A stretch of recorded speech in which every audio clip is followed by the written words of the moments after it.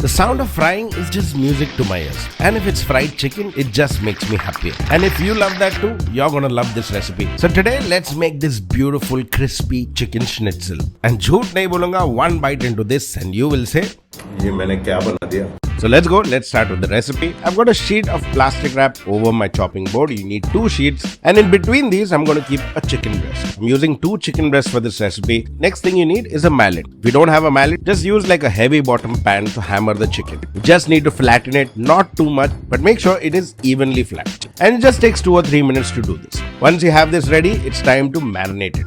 A simple marination like salt and pepper will just work, but I'm going to add a few more things to this. I've got some crushed black pepper along with some salt and garlic powder, little bit of chili powder. Just mix all of that up. This needs to be sprinkled over the chicken breast. Make sure you do this on both sides of the chicken. It doesn't need to marinate for too long. Maybe 5 to 6 minutes is just about enough.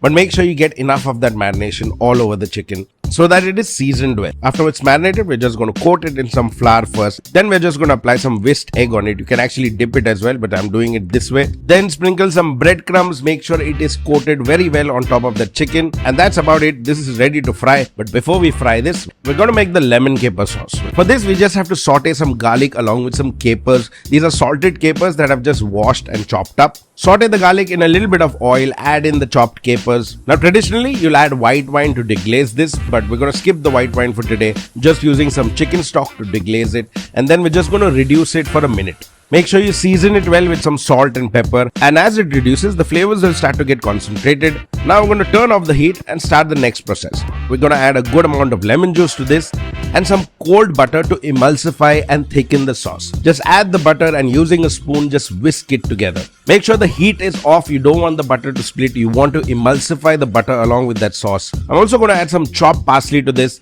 and the more butter you add, the more thicker the sauce will get. So add a little bit more if you feel like it. So my sauce is ready. I'm going to move on to the next step, which is basically frying the chicken. You can do this in an air fryer as well. Just heat up some oil in a pan. Once it's really nice and hot, turn the heat down to a medium. Place your chicken and just cook this for 2 to 3 minutes on each side. Remember, medium to medium low heat, not too high. You don't want the breadcrumbs to burn before the chicken cooks. Once you get a nice color at the bottom, flip it over. Keep frying it. We're just going to take this out, let it drain off. This has become really nice and crispy. Now if you want, you can actually just chop them up into thick pieces like this before you serve it, or you can just serve it whole. I've got a simple side salad for this. Just going to place the chicken next to it and then drizzle it with a generous amount of that lemon caper sauce that we had made.